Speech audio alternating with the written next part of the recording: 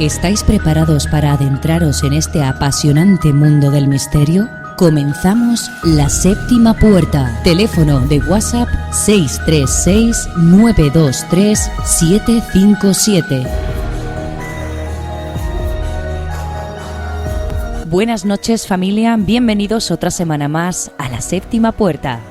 Esta noche hablaremos de un tema que estoy segura que os va a encantar. Hablaremos de leyendas, serpientes gigantes, monstruos marinos o aves con características humanas. Animales excepcionales, vistos en muchos lugares del mundo. Algunos puede que no existan, pero otros sí. Animales insólitos, fantásticos e increíbles que no son catalogados por la ciencia. Algunos han recibido nombres míticos como el Yeti, Bigfoot, Chupacabras o el monstruo del lago Ness. Prácticamente todos los países y rincones del mundo tienen su propio monstruo legendario o criatura misteriosa. Esta noche hablaremos de criptozoología. Escucharéis algunas leyendas e historias relacionadas con estos críptidos a lo largo de la historia de la humanidad. Y para comenzar este programa, tenemos con nosotros a Javier Resines, periodista especializado en criptozoología, que nos va a hacer una breve introducción a este apasionante mundo. Bueno, como siempre, dar las gracias a todas las personas que hacen posible este programa, que empezó hace poquito con muchísima ilusión. Javier Resines, muchísimas gracias por participar en este programa y adentrarnos un poquito más en el mundo de la criptozoología. Es un placer tenerte con nosotros esta noche. Vamos a empezar con la primera pregunta, que digamos que sería la base para todos aquellos que no sepan lo que es la criptozoología. Cuéntanos, Javier, ¿qué es la criptozoología o cómo podemos definirla? La criptozoología es, etimológicamente hablando y en sentido estricto, el tratado de los animales ocultos, una expresión que procede de los términos griegos criptos, oculto, zoos, animal, y logia, tratado, ciencia. El término fue acuñado con éxito por el zoólogo belga Bernard Havelmans a mediados del siglo XX. Havelmans fue precisamente el pionero y gran divulgador de esta disciplina al publicar su libro Tras la pista de los animales desconocidos en 1955. Argumentó que la criptozoología debía ser practicada con rigor científico, pero también con una actitud abierta e interdisciplinaria. La criptozoología sería, por tanto, el estudio científico de los animales que únicamente son conocidos mediante indicios, considerados insuficientes por la mayoría, testimonios, fotografías, rastros, piezas anatómicas, y que por tanto no han sido catalogados o aceptados por la ciencia oficial. Además, estos animales tendrían algo así como un valor añadido, un componente de misterio que los haría especialmente fantásticos en el caso de existir. Es decir, si son de considerable tamaño, tienen un comportamiento inquietante o parecen proceder directamente del Jurásico, mejor que mejor. A la criptozoología podemos acercarnos desde muchas vertientes, desde la biología pura y dura, desde la antropología, el folclore, el periodismo, la psicología, o desde el simple interés por lo extraño o por lo misterioso. También tiene conexiones con otras disciplinas fronterizas como el fenómeno ovni, los mundos paralelos y otras tantas hipótesis que se manejan para dar una explicación a tanto animal fantástico que parece poblar nuestro planeta. Muchísimas gracias, Javier, por esta increíble introducción a lo que es la criptozoología. Queremos preguntarte qué abarca exactamente la criptozoología, qué seres o animales son los más característicos de esta categoría. El críptido sería el objeto de estudio de esta disciplina. A estos animales desconocidos para la ciencia se les denomina así críptidos. Es una traducción literal del inglés cryptid. Para ser objeto de estudio de esta disciplina se necesita, en primer lugar y evidentemente, que sea un animal desconocido. Aunque suele ser desconocido solamente para la ciencia oficial, puesto que en general no lo es para las poblaciones locales con las que convive de alguna manera. De hecho, las informaciones proporcionadas por estas, sean en forma de descripciones directas, de tradiciones o de leyendas, forman la base de muchas investigaciones criptozoológicas. Existen muchos y variados críptidos. Algunos han llegado a ser considerados clásicos dentro del mundo del misterio, pues han llenado muchas páginas de revistas y programas de radio. De entre los más conocidos podemos destacar, por ejemplo, a Bigfoot, el hombre salvaje de los bosques norteamericanos, el Yeti, el abominable hombre de las nieves del Himalaya, Nessie, el conocido habitante del lago Ness en Escocia, Mokele Mbembe, posiblemente el último dinosaurio vivo que se dice ha sido visto en remotas zonas pantanosas de Congo y de Camerún. Y también tenemos todos los relatos sobre serpientes marinas que en ocasiones varan en cualquier playa del mundo. Últimamente el interés también se está centrando en nuevas criaturas que en ocasiones se están desplazando a estas clásicas. Por ejemplo, el Mothman, una criatura voladora con aspecto humanoide que se dejó ver a mediados de los años 60 en West Virginia, en Estados Unidos, y que desde hace años, incluso en la actualidad, tiene en jaque a la ciudad de Chicago con sus constantes apariciones, más de un centenar en los últimos años. O también, por ejemplo, está muy de moda desde hace ya décadas el chupacabras, un terrible ser bípedo de extrañísimo aspecto que ha perpetrado sanguinarias carnicerías en animales de toda Latinoamérica y en buena parte del resto del mundo, España incluida. Y ya que hablamos de España, no olvidemos que nuestro país es muy rico en cuanto a historias relacionadas con estas horribles criaturas. Si hablamos de yetis, tenemos a nuestro Basajaun, el señor de los bosques, que ha sido visto en toda la cordillera pirenaica. Si buscamos monstruos en lagos, nuestro Drac del lago de Bañoles no tiene nada que envidiar a sus primos escoceses. También contamos con serpientes voladoras, gigantes e hipnóticas como el saetón de Sierra Morena o con toda una suerte de gárgolas voladoras que se pasean por los cielos del Levante español. En definitiva, vivimos en un maravilloso microcosmos criptozoológico. Bueno, ya habéis escuchado, es una pasada este mundo de la criptozoología, el cual abarca una gran cantidad de cosas y yo creo que también sería es imposible descubrirlo todo, como en cualquier ámbito del misterio. No paramos de buscar respuestas y de aprender cada día. Javier, ¿se sigue sin considerar ciencia la criptozoología? Efectivamente, la criptozoología no es una ciencia ni nunca lo será. Por definición, siempre será aquella parte de la naturaleza que va más allá de lo conocido y por tanto nunca estará considerada dentro de los límites ortodoxos. Por su parte, es despreciada y cuestionada por la ciencia oficial, que no la tiene en cuenta a no ceñirse estrictamente a los métodos de investigación habituales en la mayoría de las ocasiones. Podríamos calificarlo de disciplina o de estudio, ya que el término pseudociencia tiene un importante componente peyorativo. Los criptozoólogos más apegados a la ciencia utilizan buena parte de los métodos que usa la ciencia oficial: recogida de datos, muestreos, entrevistas personales, cuestionarios y trabajo de campo en general forman parte de su quehacer diario de cualquier interesado en esta disciplina. También se sirven de la investigación en hemerotecas y otras fuentes bibliográficas para detectar posibles casos, avistamientos o evidencias del fenómeno. Incluso el folclore o la leyenda también forma parte, en ocasiones, de la base del estudio de determinados casos. Campos, muchos de ellos desdeñados por los científicos, evidentemente. Bueno, pues ya habéis visto que no se ha considerado ciencia en ningún momento y nunca se considerará ciencia. Vamos a llamarlo, como ha dicho Javier Resines, estudio, por ejemplo. Javier, cuéntanos cómo decidiste dedicarte a esto o qué fue lo que te empujó. Desde muy pequeño me interesé por todo lo que tiene que ver con el misterio en general. Ovnis, astroarqueología, fenómenos paranormales. Recuerdo siendo muy niño que en mi casa había decenas de libros de Juan José Benítez, Andreas Faber-Kaiser, Antonio Rivera y de los divulgadores internacionales más conocidos de entonces como Peter Colosimo, von Däniken, Jas Bergier y otros tantos. También estaban a mi alcance las revistas de la época como Mundo Desconocido, Karma 7, Contactos Extraterrestres e incluso recuerdo que llegaba a mi casa también la edición mexicana de Duda, ¿no? La revista del grupo forteano, ¿no? Por antonomasia. Transcurrían los años, leía e investigaba casos y no encontraba fenómenos que pudieran ser irrefutables sin duda alguna. Fraudes, observaciones erróneas, siempre dando vueltas sobre lo mismo. Eso me frustraba y me desencantaba a partes iguales.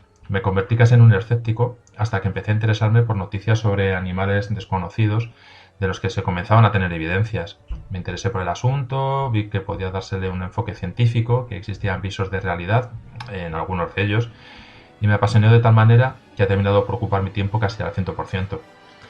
Por otro lado, supongo que mi formación académica como periodista también contribuyó a que afloraran en mí esos deseos de conocimiento, de investigación y de difundir todo lo que acontece alrededor de este fascinante mundo. Con el paso del tiempo, fui ciñendo mi campo de investigación a algo más concreto, al estudio de las criaturas extrañas que se dice podrían habitar en España. Y pues en eso estamos. Muchas gracias, Javier, y por supuesto que siga así. En eso estamos y en eso seguiremos, porque gracias a periodistas, investigadores como vosotros tenemos información, digamos, de primera mano o fiable de alguna manera. Javier, ¿por qué crees que hay tan poca información acerca de la criptozoología? Más que poca, yo creo que la información está muy dispersa y hay que saber dónde buscarla. La información sobre criptozoología no se nos ofrece sin más. Hay que hacer un pequeño esfuerzo por encontrarla y un gran esfuerzo por hallar la información de calidad. Cuando empecé a interesarme por estos asuntos, Internet no existía. Solo lo que los libros y revistas podían ofrecernos era lo que estaba al alcance del público en general. Había que ser muy constante y tener mucho interés para conocer sobre esta disciplina, siempre que no fuera lo típico sobre el Yeti o Nessie. Actualmente Internet ha multiplicado por 1000 o más la cantidad de información que existe. Pero cuidado, no toda es de calidad ni veraz. Hay que conocer qué lugares ofrecen esa información contrastada y saber discernir el fraude o las locuras entre todo lo que se nos ofrece. Por supuesto que sí, Javier. Yo creo que todos los que están escuchando el programa estarán de acuerdo contigo en que no solamente en la criptozoología, sino que en cualquier ámbito del misterio hay que tener mucho cuidado, hay que buscar bien la información, que sea fiable y que sea de calidad, como tú has comentado. Bueno, Javier, yo he escuchado, un pajarito me ha dicho que estás preparando algo. Cuéntanos. En estos momentos estoy corrigiendo el que sería mi primer libro físico. En 2015 publiqué un libro digital con motivo del 25 aniversario del caso del conocido como ave gigantesca de Barcelona. Fue la aparición sobre los cielos catalanes de una serie de extrañas aves en 1990 que produjo cierto revuelo mediático entonces, ¿no? Pero bueno, este sería mi primer libro físico. Se trata de un libro sobre casos españoles, que espero que resulte interesante a los lectores, y bueno, en principio iba a estar en las librerías antes del verano, pero con esta crisis del coronavirus, pues seguro que se retrasará algo. Pues estaremos atentos a las redes sociales para poder adquirir tu libro en cuanto esté disponible. Por supuesto, las circunstancias que vivimos hoy en día son difíciles para todos, pero seguro que volvemos pronto a la normalidad, o eso espero, que sea pronto porque lo necesitamos todos. Ya que estamos hablando de tus redes sociales, ¿por qué no nos cuentas un poquito dónde podemos encontrar tu trabajo? Casi todo lo que hago, programas de radio, conferencias, artículos, está recogido en un blog llamado Criptozoología en España que inicié en 2010. Con este sitio web lo que se pretende es llenar un vacío que existe dentro de los medios que se dedican a estudiar la criptozoología. Existen medios, revistas, televisiones, webs que podríamos denominar generalistas dentro de los temas del misterio que cuentan con noticias dedicadas a este fenómeno. También existen otros medios específicamente dedicados a la criptozoología, pero dando un enfoque internacional al asunto que en raras ocasiones se dedican al estudio de estos hechos en España. Criptozoología en España lo que pretende es desde la humildad aportar ese conocimiento que faltaba, recopilando, investigando y dando a conocer los casos relacionados con la criptozoología que se produzcan en nuestro país. Aparte de aquí también se puede ver mi labor en Criptobotánica, otro blog, en esta ocasión dedicado al mundo desconocido de las plantas y del reino vegetal, con noticias sobre actividades paranormales, descubrimientos insólitos, expediciones en busca de árboles asesinos. Bueno, pues todo un mundo también por descubrir. Interesante, ya sabéis, Criptozoología en España. Ahí podéis encontrar en el blog muchísima información acerca de la criptozoología y, por cierto, muy interesante el tema de la criptobotánica. A ver si hay suerte y podemos tocarlo en otro programa contigo también, Javier. ¿Hay algún caso que sea especial para ti? ¿Tienes algún caso favorito? Mi caso favorito es en realidad una persona, un investigador. Tengo un referente en este asunto que siempre me ha servido de modelo y cuya historia me ha fascinado desde que la conocí, vamos. Me refiero a la vida y a la obra de Jordi Magraner, un científico español que dejó todo por perseguir su sueño, la búsqueda de Barmanu, el hombre salvaje del norte de Pakistán. Jordi era un reputado científico que trabajaba para el Museo de Historia Natural de París, y un buen día cayó en sus manos un libro de Bernard Hebelman, precisamente sobre la posible supervivencia de hombres salvajes, y decidió dejarlo todo y partir a la región de Chitral a encontrar pruebas de su existencia en Pakistán. Dedicó años en la investigación de campo, llegando a aprender varios idiomas locales, con los que encuestó a cientos de testigos, y terminó viviendo en la región, entre la etnia Kalas. Desgraciadamente, en 2002 fue asesinado en su casa por integristas islámicos.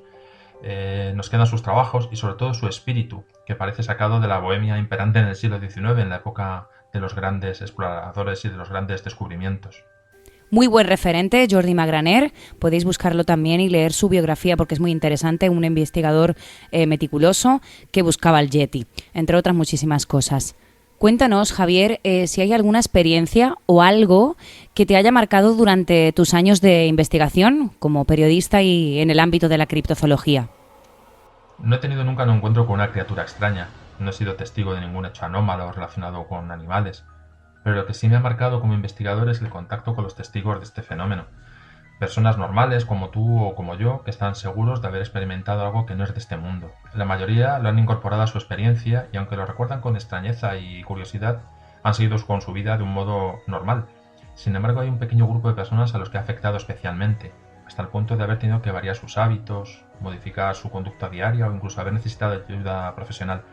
Independientemente de que creamos o no en la existencia de estas criaturas, estas personas han visto algo que se escapa a su razón y buscan respuesta. Pues sí, Javier, la verdad que debe ser bastante duro tratar de cerca con personas que han vivido situaciones que a veces se nos escapan de lo que se asemeja a la realidad. Por supuesto, yo siempre digo en el programa, como todos mis compañeros y colaboradores, que hablamos siempre desde el respeto y la humildad. Evidentemente hay mucha gente que no cree, pero igual que nosotros los respetamos a ellos, ellos tienen que respetar también a las personas que creen y sobre todo a aquellas que han vivido estas situaciones o han visto algo que para ellos es 200% real. Y por último, Javier, nos gustaría que nos hablaras un poquito sobre todo para las personas que se quieren introducir en la criptozoología o aquellas personas que quieren leer más o informarse más. ¿Cómo introducirse en esto de la criptozoología? Las personas interesadas en la criptozoología pueden empezar por leer sobre el tema en la Biblioteca Criptozoológica. Esta es una sección de mi blog de Criptozoología en España, compuesta por una veintena de libros más o menos, gratuitos, sobre este fenómeno, a los que se puede acceder y descargar muy fácilmente. Muy recomendables son también varios libros de autores españoles, esto no están en mi blog, como Criptozoología de Salvador Alemán, otra obra también titulada Criptozoología de José Gregorio González y David Heylen, o Monstruos acuáticos de Gustavo Romero. Estos serían los mejores libros, yo creo, que hay escritos en español sobre la materia. También pueden verse gran cantidad de documentales sobre criptozoología en canales gratuitos como YouTube, por ejemplo, como los de Canal de Historia, que son bastante didácticos y con una interesante información de base. Y para hacer un poco más ameno esto de iniciarnos en este fenómeno de la criptozoología, pues yo no dudaría en ver alguna película sobre esta temática, como Terror en el lago Ness, sobre el mítico monstruo, Pánico a bordo, que habla sobre la captura de un sanguinario chupacabras, o Willow Creek, que es sobre el asunto de Bigfoot. Unas maravillosas recomendaciones. Esas películas las voy a ver yo durante esta semanita de confinamiento, que seguimos, esperemos que se acabe pronto, pero seguiremos aquí, quedándonos en casa. Muchísimas gracias, Javier, de verdad, por tu tiempo, por estar con nosotros en este programa. Ha sido un placer y esperamos volver a verte por aquí, porque además tenemos que tocar el tema de la criptobotánica, que me he quedado yo ahí con la mosca detrás de la oreja. Recordar, Criptozoología en España, y podéis encontrar en este blog muchísima información y casos de este ámbito tan increíble. A Javier Resines lo podéis encontrar a través de Twitter y Facebook, Javier Resines, tal cual lo vais a encontrar enseguida. Y por supuesto, colocaremos en la página de Facebook después del programa todos los enlaces y todos los perfiles de los compañeros y colaboradores que están aquí esta noche con nosotros en el programa. La página de Facebook es La Séptima Puerta. Recordad que las T's son el número 7. Os vamos a dejar también el número de teléfono por si queréis mandar algún WhatsApp, queréis dar la opinión acerca del programa o queréis participar en futuros programas. Lo que queráis, estoy disponible las 24 horas del día. No os marchéis todavía, porque después de escuchar el número de teléfono vamos a empezar con nuestros maravillosos compañeros y colaboradores que nos traen unas historias y unas leyendas fantásticas relacionadas con la criptozoología. Si queréis participar o patrocinar este programa, poneros en contacto a través del teléfono 636-923-757. La Séptima Puerta.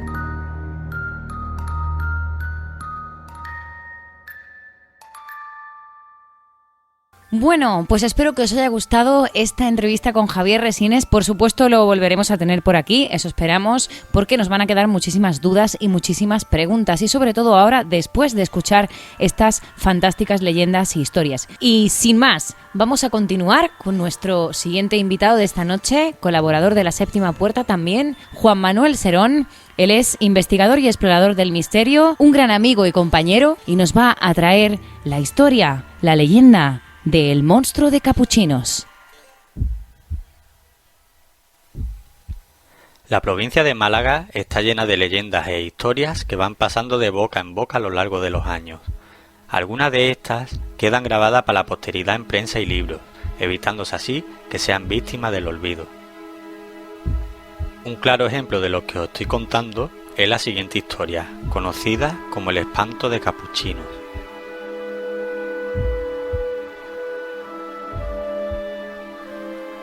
Todo comenzó en un humilde barrio obrero de Málaga, llamado Capuchinos.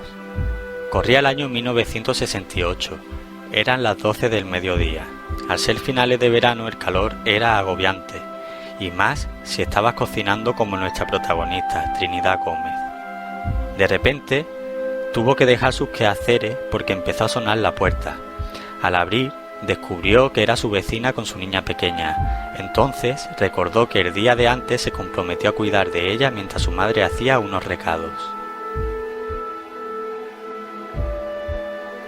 Aprovechando que la comida estaba casi hecha, y para entretener a la pequeña, se pusieron a hacer la colada en el patio de la vivienda. Dejando a la niña en el patio con la faena, Trinidad fue a apagar el fuego a la cocina, y al entrar en ella, un olor muy desagradable como de huevo podrido la inundó por completo.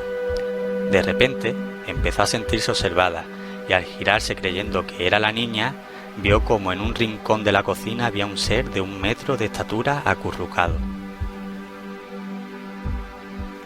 No pudo evitar el grito que salió de su garganta. Este ser, al escucharla, se puso de pie y doblaba su estatura. Era como una especie de mono gigantesco, muy alto, con la cabeza desproporcionada al cuerpo, ojos saltones y brillantes. Los brazos eran más largos que el cuerpo, y tenían todo este cubierto de pelo marrón. Trinidad salió despavorida de la cocina cuando este ser intentó atacarla. Pensó en la niña y si este ser le habría hecho daño. A los gritos de Trinidad acudió José Santana, guardia urbano y vecino, que se la topó e intentó que le explicara lo que le ocurría. Ella no podía reaccionar, solo gritaba y decía que en su cocina había un monstruo que había intentado atacarla.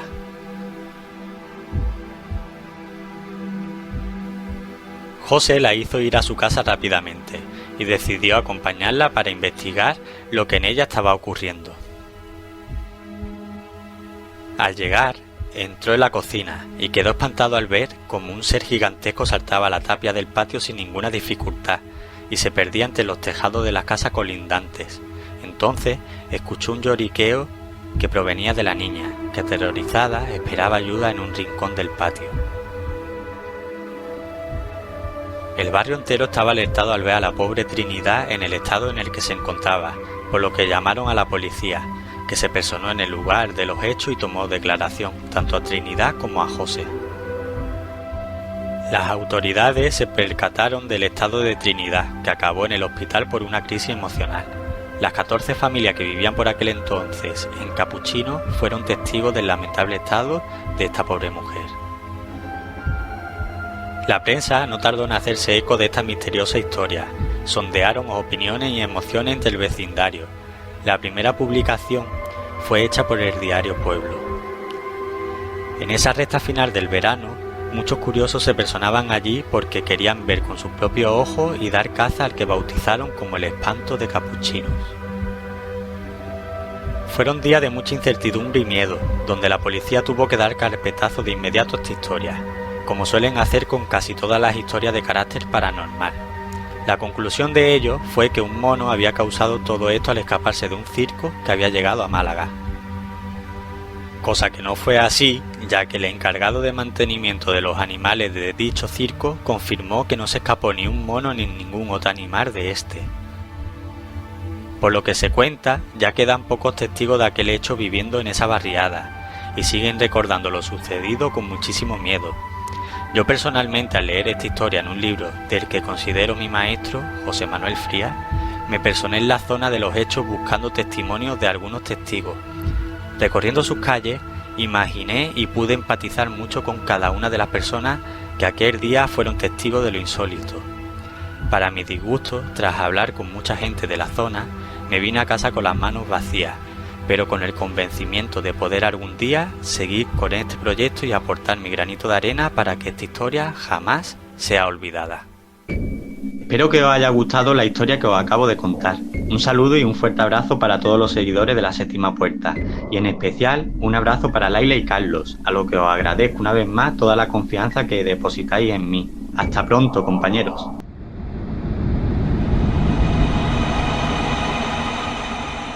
Juan Manuel, sin duda estoy con los pelos de punta. Me encanta esta historia, ya la conocía, pero escuchada, como nos la has narrado, a mí me ha encantado y espero que a todos también, que la hayáis disfrutado. Por supuesto, nos quedarán muchísimas dudas y preguntas que intentaremos resolverlas.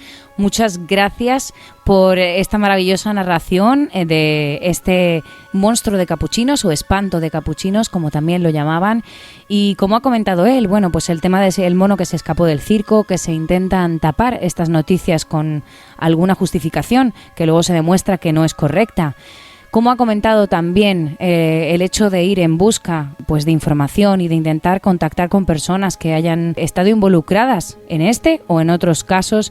Y ha dicho él, el irte con las manos vacías, pero yo creo que sí, que como él dice, siempre te llevas algo, porque te llevas el conocimiento, te llevas la experiencia y hay que intentarlo siempre, hay que investigar, aunque luego te vayas sin nada. Y hay que intentar que estos casos, entre muchísimos más que existen, no se queden ahí y acaben enterrándose y olvidándose. Muchas gracias, compañero, eres un crack.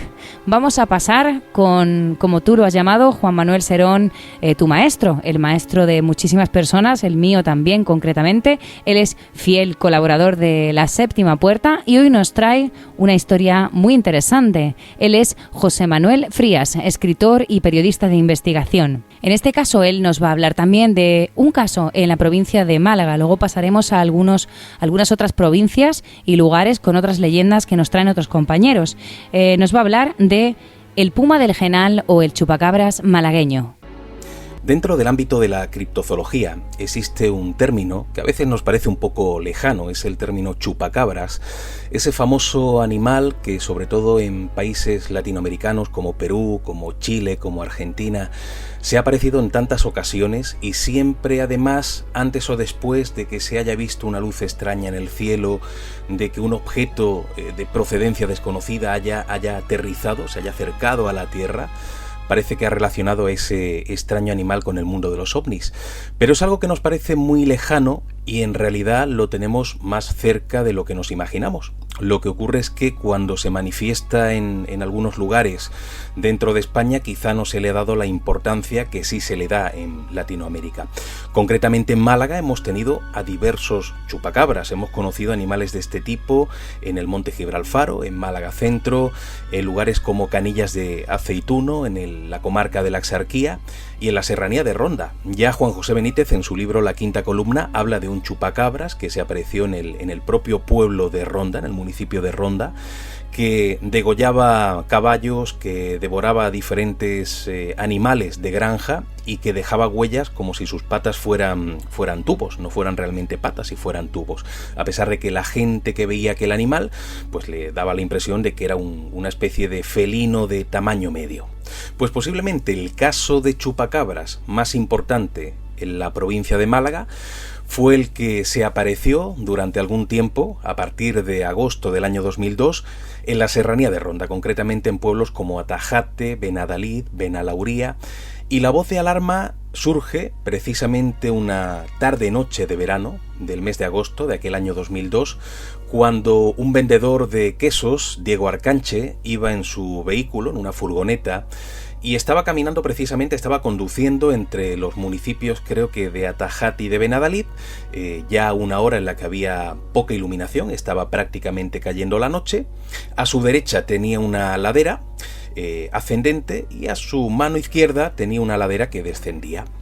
Y de pronto, en mitad de esa conducción, ve como hay una figura que salta en el coche, salta desde la ladera ascendente del lado derecho al capó del coche, y a pesar de que él seguía conduciendo, evidentemente no a mucha velocidad, estamos hablando de carreteras que son muy, muy estrechas y donde hay muchas curvas, pero a pesar de que él sigue conduciendo, esa figura que cae al coche, que cae sobre el capó, no se desplaza, no cae fuera del vehículo, se queda como clavada allí. Entonces él se da cuenta de que lo que tiene allí delante es un animal, efectivamente del tamaño de un felino medio, por eso esta historia fue conocida después por los medios de comunicación como la historia del puma del Genal, aunque aquello de puma tenía poco. Y Diego se da cuenta de que aunque el animal parecía como una especie de felino, repito, de tamaño medio, no era parecido a ningún animal que hubiera visto nunca. Y estamos hablando de que Diego era un hombre de campo y decía que aquello no lo había visto ni siquiera en documentales. Era un animal extraño, de color pardo, pero que en algunas zonas determinadas tenía unas líneas de colores muy, muy llamativos, que podía pesar alrededor de 50 kilos por lo que él vio, que tenía cola y que pegaba grandes saltos en el momento en el que luego desaparece, porque ese animal inicialmente se queda parado en el coche, mira a Diego de manera desafiante y luego salta cayendo por el lado izquierdo, por esa ladera descendente, y empieza a dar una serie de saltos hasta que finalmente desaparece. Diego evidentemente dijo que se había llevado el susto más grande de su vida y lo comunica rápidamente a la Guardia Civil. Aquella experiencia de Diego fue de alguna manera la punta del iceberg del desconcierto y del terror de los vecinos de Atajate, de Benadalid, de Benalauría, de Jimera de Líbar, pueblecitos cercanos que de pronto se ven acosados por la presencia de un animal que siempre se aparecía a lo lejos, o sea, no se llega a acercar al ser humano, pero observaba de manera desafiante desde zonas de matorrales, pero que cuando caía la noche, pues ese animal actuaba de una manera completamente desenfrenada, ¿no? Se colaba dentro de las granjas, devoraba a multitud de cabezas de ganado, principalmente gallinas que aparecían muertas, que no eran devoradas, que eso es lo curioso, de haberse tratado, como luego se dijo, de perros asilvestrados o de un perro asilvestrado. Esos animales matan para alimentarse. En este caso mataba simplemente pues casi por puro placer. Aparecieron también caballos decapitados, borregos igualmente degollados, o sea, muchísimos animales a los cuales algunos de ellos pues les faltaba la sangre. Aparentemente había sido extraída, tal y como ocurre en Latinoamérica, por dos pequeños orificios realizados en el cuello. Se hablaba incluso de animales a los cuales les habían desaparecido también las vísceras, algo que suele ocurrir igualmente en Latinoamérica. Tenemos, por ejemplo, el caso, que fue uno de los primeros en dar la voz de alarma, el dueño del cortijo La Juliá, en Benadalid, porque en sus tierras habían encontrado el cuerpo de un potro muerto con heridas en el cuello, y también en la vecina Jimera de Líbar habían aparecido 14 borregos degollados, uno sin cabeza. Y bueno, la verdad es que aquello empezó a asustar bastante a la gente del entorno, porque sabían que había un animal que podía ser peligroso, que hasta ese momento no había atacado a la gente, pero que en cualquier momento podían tropezarse con él y terminar la aventura de manera bastante desagradable. Bueno, a partir de ese momento la investigación se inicia por parte de la Guardia Civil, de Seprona, de Medio Ambiente, y deciden, pues vamos a decir, contratar, entre comillas, a la figura del veterinario técnico de Selwo, el que era en aquel entonces, no sé si lo sigue siendo, Sergio Fernández, especialista en este ámbito de la zoología. Y cuando él analiza las huellas que el animal había ido dejando en diferentes lugares, se da cuenta, y así lo manifiesta, y así me lo manifestó en una entrevista que le hice, que aquellas huellas pertenecían a un animal extraño, ¿no? Por las dimensiones, sí es cierto que podía ser del tamaño de un felino medio, de un puma, pero que los pumas no son animales violentos y que cuando cazan para alimentarse. En todo caso, aquellas huellas parece que no coincidían con la de ningún animal catalogado, con lo cual hablamos de un animal no catalogado por la zoología, no catalogado por la ciencia.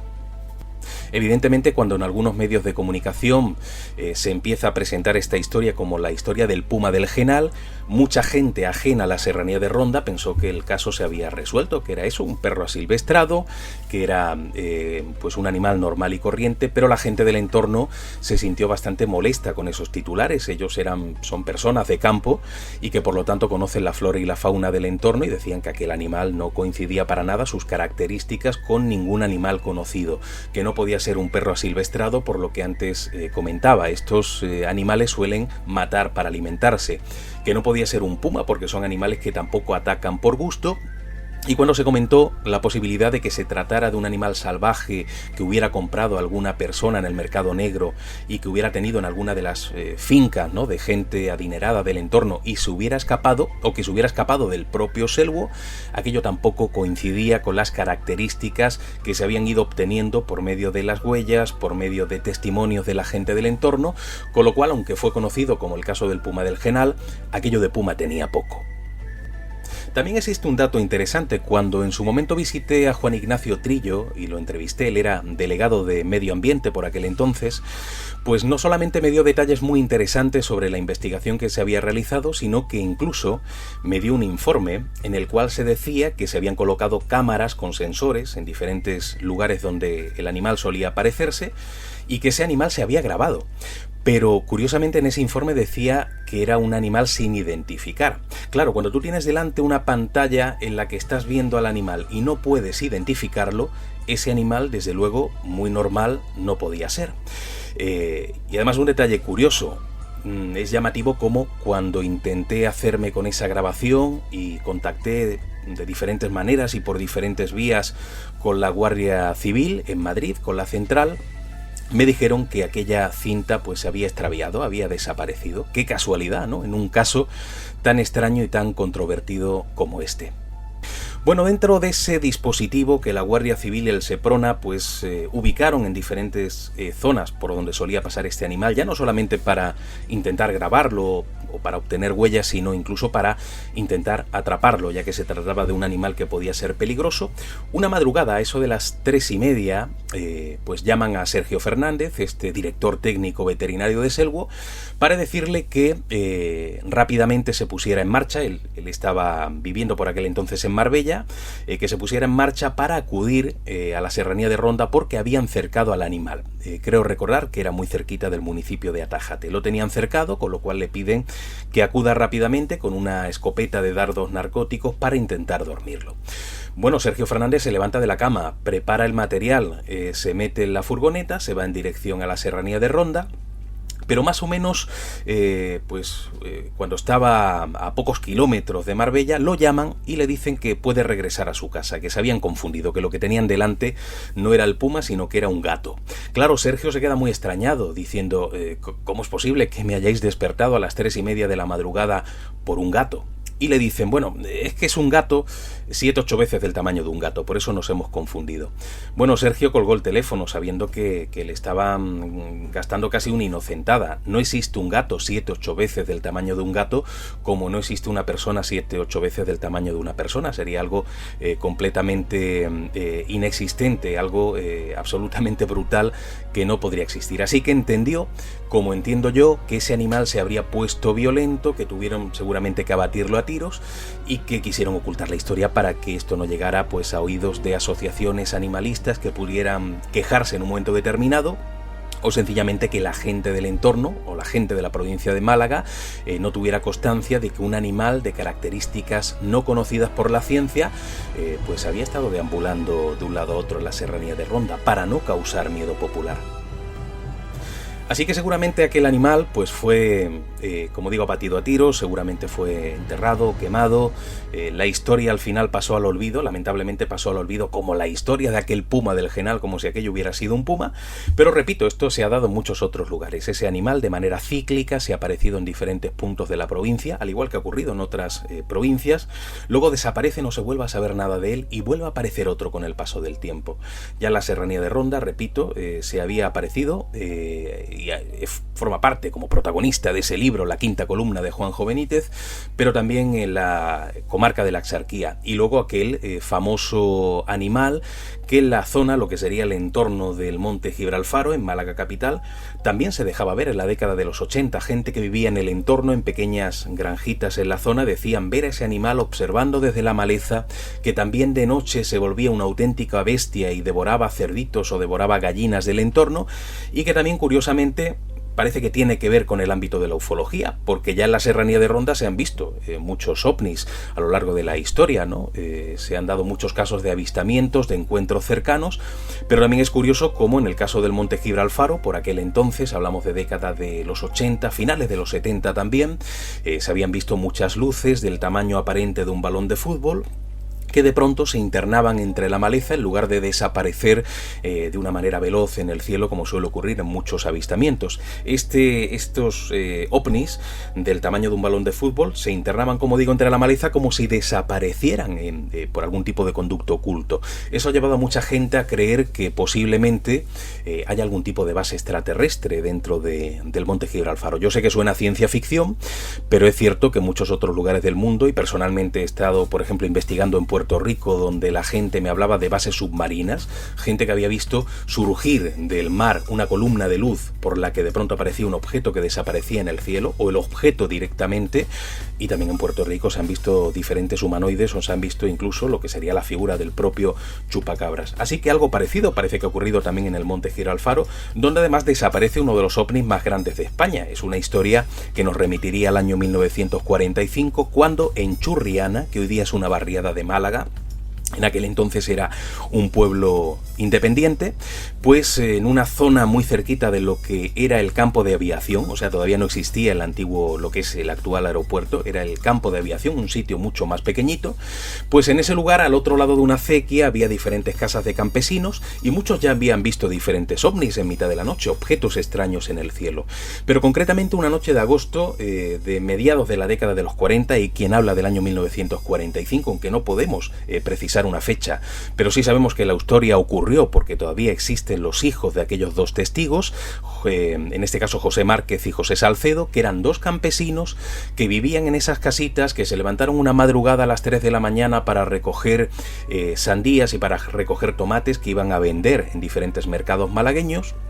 Y lo que hicieron es montar todo ese material, cargarlo en 2 carretas, tirada por bueyes, y se fueron en dirección a Filatos, siguiendo la acequia, ¿no? Filatos era en aquel entonces la aduana, donde se pagaban las tasas para poder luego entrar en Málaga y vender esa fruta o esa verdura en el mercado de Huelin, en el mercado de Atarazana, donde fuera. Pues el caso es que más o menos a la mediación entre las casas de aquellos campesinos y Filatos, de pronto José Márquez, que era el que iba detrás, se tiene que girar porque él nota que en aquella noche cerrada, sin luna, hay algo detrás de él, no sabe qué es lo que es.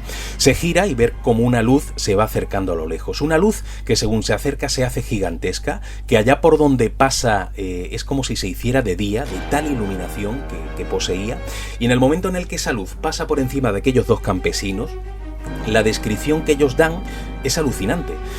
Posiblemente hablamos del tamaño aparente, no del tamaño real, pero el tamaño aparente era de un edificio de 5 plantas. Era un ovni de un tamaño aparente gigantesco, posiblemente el más grande que se haya aparecido nunca en España. Y lo curioso es que no hacía ningún tipo de ruido, pasó por encima de ellos simplemente con el sonido del roce con el aire. Claro, hoy día un avión o un helicóptero o cualquier objeto que vuela mete un ruido tremendo. Tenemos que imaginarnos aquel año 1945. Pues pasa sin hacer ningún tipo de ruido, se dirige hacia la playa como si fuera a desaparecer en el firmamento por encima del mar, pero de pronto hace un giro de 90 grados, y ojo, que cuando un objeto que vuela hace un giro de 90 grados, en la esquina se produce el fenómeno de velocidad cero, con lo cual si aquello fuera un avión se hubiera caído, podemos descartar que fuera un avión, y se va internando hacia el centro de Málaga, y desaparece hacia el centro de Málaga. Bueno, aquellos dos testigos quedaron tan alucinados de la historia que la contaron con el paso de los años a sus hijos, y bueno, estos hijos empezaron a indagar, empezaron a intentar saber qué era aquel objeto y sobre todo dónde terminó. Y como entendían que un objeto tan grande tenía que haber sido visto por alguien, y que todavía tenía que quedar algún testigo vivo, aunque fuera alguna persona mayor, sobre todo el hijo de José Márquez, Francis Márquez, empieza a indagar y se da cuenta de que aquel objeto pues había desaparecido precisamente en esa zona del Monte Gibralfaro, donde tanta gente pues ha ofrecido ese testimonio de que a mediados de la década de los 40 un objeto de tamaño gigantesco se internó entre la maleza como si en realidad fuera de un tamaño más pequeño a pesar del tamaño aparente de la iluminación, y también desaparece por algún tipo de conducto oculto, ¿no? Así que estamos hablando de un lugar también, el Monte Gibralfaro, donde se han aparecido ovnis con el paso de la historia, donde se ha manifestado también ese fenómeno ufológico, pero donde también se ha visto la figura del chupacabras. Bueno, espero que os haya gustado esta historia y mando desde aquí un saludo a Laila, a todo su equipo y por supuesto a todos los oyentes de La Séptima Puerta. Muchas gracias, José Manuel. Como siempre ha sido un placer tenerte en la Séptima Puerta y habéis visto cómo en esta historia tan detallada y tan magnífica nos cuenta cómo en numerosas ocasiones el suceso ovni o el fenómeno ovni está relacionado con algunas apariciones de críptidos. Nuestro siguiente invitado de esta noche se llama Jesús Conde. Él es explorador e indagador del misterio, es un crack, un gran amigo y compañero, y nos trae unas leyendas que cuentan el origen de la calle Sierpes de Sevilla. Hola, muy buenas, Laila, ¿qué tal? Ante todo me gustaría agradecerte el que pueda hablar en tu programa, me hace muchísima ilusión. Como bien sabéis, los que me conocéis así más de cerca, como soy Juanma o tú misma, soy un apasionado por el misterio y bueno, me gustaría hablar de un hecho muy curioso de mi ciudad natal, ¿no? De Sevilla. Es un caso que aún hoy día está en el aire y no se sabe a ciencia cierta el origen de todo esto. Me refiero al origen del nombre de la céntrica calle Sierpes. Os pongo un poco de situación. Es una calle con comercio de toda la vida que se ubica entre la Plaza de la Campana y la Plaza de San Francisco, donde se ubica a escasos metros del Ayuntamiento de Sevilla. El caso es que hay muchas leyendas e historias que cuentan sobre cómo se origina el nombre de Sierpe para esta calle, pero me gustaría traerte la siguiente leyenda. Según cuenta la memoria sevillana, en el siglo XV comenzaron a desaparecer niños mientras jugaban, en la oscuridad de la noche. La gente no sabía el porqué de las desapariciones. Se hablaba de que pudieran ser los judíos, que usaban los niños para realizar algún tipo de espantosa práctica sacrílega. Se pensaba también en los árabes que los capturaban para hacerlos esclavos. Otra teoría era que pudieran ser ajustes de cuenta entre familias. El caso es que no se sabía el origen de las desapariciones de los niños, ¿no? Lo cierto es que un día, al parecer un forastero llamado Melchor de Quintana y Argüeso se presentó en la casa del regente de la ciudad y el hombre le contó que se había rebelado contra el rey por orden del duque de Arcos, ¿no? Y había dado con los huesos en la cárcel real de Sevilla. Al parecer, comenzó a excavar un túnel con la intención de fugarse y logró llegar a las antiguas cloacas que ya estaban construidas anteriormente ya por los romanos, donde descubrió al causante de las desapariciones de los niños. Melchor, este señor que le cuenta al comendador la historia, dice que a cambio de un indulto, de perdonarlo por haberse rebelado por el rey, ¿no?, le llevaría ante el causante de las desapariciones, ¿no? Y así fue. El caso es que Melchor, el comendador, que se llamaba por cierto Don Alonso, 2 hombres de armas y un escribano fueron a la cárcel real en busca de la causante. Encontraron el túnel y llegaron a las alcantarillas. La sorpresa fue increíble, puesto que encontraron allí muerta una monstruosa serpiente del grosor de un hombre y de unos 6 metros de longitud. Esta tenía un cuchillo clavado y estaba rodeada de niños esparcidos por el suelo. Melchor declaró que había sido el que había matado a la serpiente al encontrársela obviamente ahí en el lugar, ¿no?, ahí en las alcantarillas. Entonces, pues, tras todo esto, don Alonso, el comendador, ¿no?, ordenó a sacar la serpiente y a exponerla en un edificio, en las paredes de un edificio, durante un tiempo, y se formó un revuelo grandísimo, hasta tal punto de que desde todos los rincones de la provincia de Sevilla, pues la gente acudía a la ciudad a ver nada más que a esa serpiente, ¿no? Al parecer, a fuerza de contarse una y otra vez esa historia, la calle pasó a llamarse Calle de la Sierpe y con el tiempo, Calle Sierpes. Bueno, Laila, espero que os haya gustado escuchar esta tremenda leyenda que, aunque se escuche cada vez menos, aún resuena por las calles de Sevilla. La verdad que es una leyenda que es de las primeras que yo conocí por parte de mi familia, que somos todos así como un poquito que nos gusta el misterio, nos gusta las leyendas y sobre todo pues esas historias tan extrañas que se cuentan de aquí de la ciudad de Sevilla, ¿no? Y es de las primeras historias y leyendas así un poquito extrañas que conocí cuando yo era pequeño y me aterraba, y la verdad que cada vez que pasaba por la calle Sierpe y miraba el cartelito que ponía el nombre de la calle, yo me acordaba de esa serpiente enorme y me echaba a temblar y miraba por las rejillas de las alcantarillas con miedo a que una serpiente viniera por mí, ¿no? Bueno, un saludo a todos y especialmente a ti, Laila. Un besito, hasta luego. Muchas gracias, Jesús, siempre a vosotros, porque como yo digo, este programa no sería posible sin vosotros y no sería lo mismo. Un saludo muy grande y un abrazo muy fuerte desde aquí, desde Málaga hasta Sevilla. Nos ha encantado esta historia y espero que vuelvas pronto por la séptima puerta. Bueno, vamos a seguir, quedan 2 leyendas fantásticas y la siguiente persona que estará con nosotros esta noche es nuestro compañero Carlos Marín de la Séptima Puerta, que ya sabéis que por las circunstancias que estamos viviendo no podemos hacer el programa juntos, pero sigue desde casa participando y estando aquí con nosotros de alguna manera. Así que vamos a dar paso a Carlos Marín, que también nos trae una historia fascinante. Hola, muy buenas noches a todos. ¿Qué tal, Laila? ¿Cómo estás? Otra semana más aquí en la Séptima Puerta. Espero que estéis todos bien a pesar de la situación que vivimos y vamos al tema que nos ocupa hoy, la criptozoología. Y dentro de la infinidad de noticias curiosas y las muchísimas leyendas desde la antigüedad hasta hoy, pues yo he querido en esta ocasión remitirme a una que ocurrió en la ciudad de Écija, en Sevilla, donde en 1955, por lo visto, aparece un extraño animal, una criatura de la que se hizo eco y se publicó en el diario ABC un viernes 25 de noviembre de 1955, como he dicho anteriormente, en la página 38, en la edición de la mañana, con nombres y apellidos de agricultores y personas que lo vieron, con la descripción del animal al que llamaban monstruo y que se sumergía en las aguas del río Genil, y que decía así: en el recodo que el río Genil hace cerca de la ciudad, próxima a una fábrica de harinas de esta localidad y cercano a la ribera de huertas de los llanos del valle, ha sido visto por los vecinos de dichos lugares, entre ellos Manuel Vargas Baena,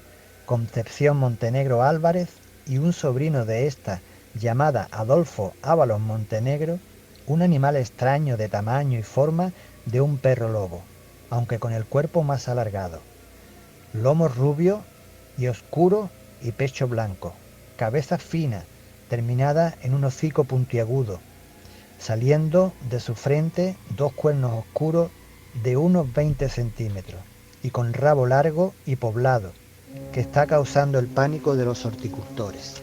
Se han hecho algunos disparos sobre él, pero no se ha podido capturar, pues inmediatamente se sumerge en el agua y allí permanece escondido hasta que pasa el peligro, momento en el que él averigua con un gran instinto. El animal es totalmente desconocido en estos parajes, se supone que pertenece a la raza manatí. Se le ha visto galopar con 2 piernas solas por la ribera de huertas de los llanos del valle y se le ha visto sumergir su extraño cuerpo de foca rubia en las aguas del río.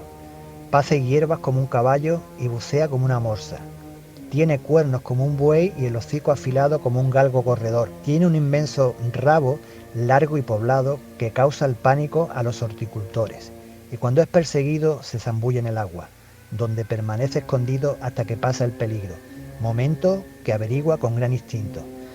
Este es el relato que en su día publicó el diario ABC, y que se sepa, pues no hubo investigaciones a posteriori que dieran lugar a hechos concretos, ni se capturó ese extraño animal, ni por lo visto hubo más avistamientos.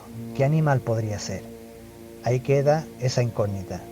Y como vengo diciendo, mucho ánimo, fuerza, y si no es imprescindible, quédate en casa.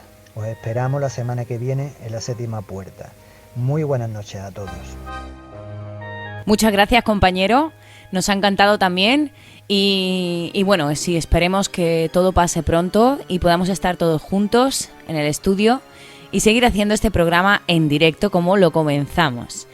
Un besito y un abrazo desde aquí para toda la familia, para todos los oyentes de la Séptima Puerta y todos nuestros colaboradores y compañeros. Vamos a pasar con nuestra última leyenda de esta noche, nuestra última historia relacionada con criptozoología, y nos la trae Anaïs Verbel. Ella es locutora y exploradora urbana y os dejo que os cuente esta maravillosa historia del hombre pez. Hay muchas historias y leyendas alrededor de todo el mundo, y muchísimas ligadas a nuestro país, España, pero me voy a centrar en una muy peculiar, que tiene lugar en Cantabria, una de las tierras más bonitas de España, pero nos vamos concretamente al municipio de Liérganes. En este municipio nace la historia del hombre pez, apodo de Francisco de la Vega Casar.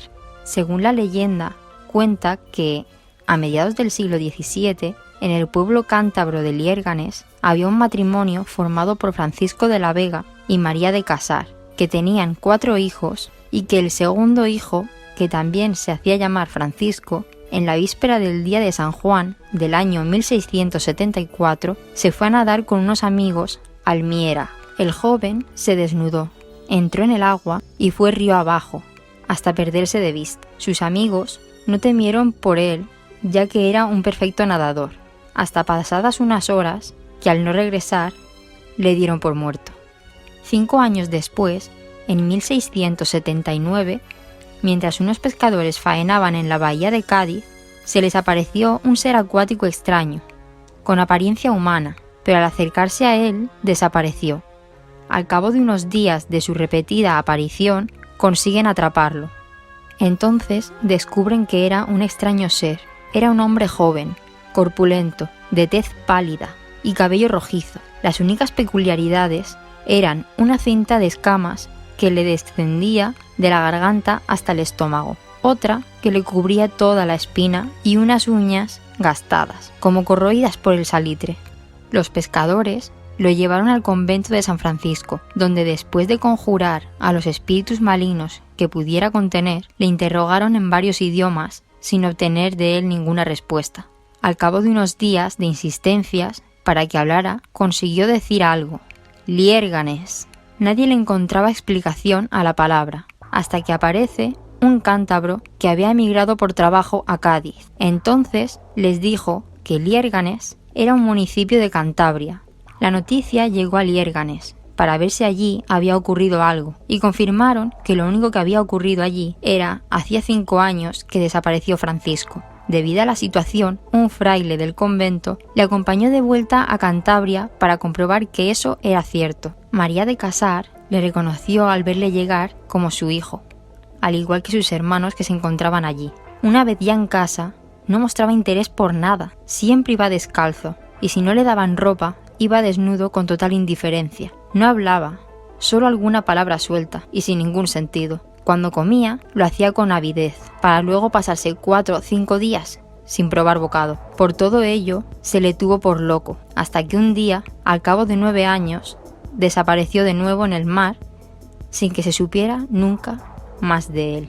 Espero que esta historia haya gustado y le doy muchísimas gracias a Laila por dejarme este espacio y ha sido todo un placer. Espero volver pronto. Muchas gracias. Muchas gracias, Anaïs, a ti, como siempre digo, por participar en el programa y hacernos llegar esta fantástica historia de criptozoología de este hombre pez.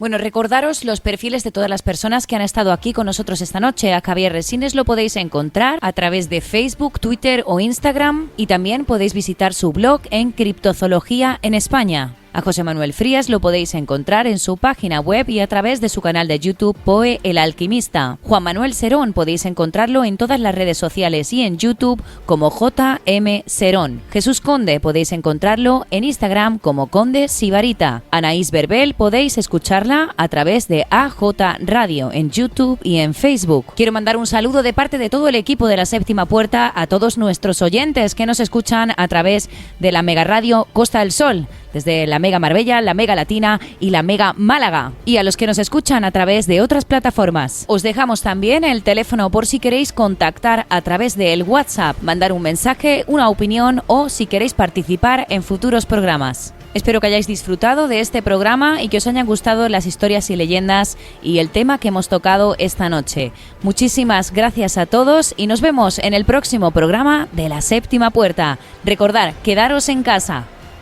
Si queréis participar o patrocinar este programa, poneros en contacto a través del teléfono 636 923 757. La Séptima Puerta.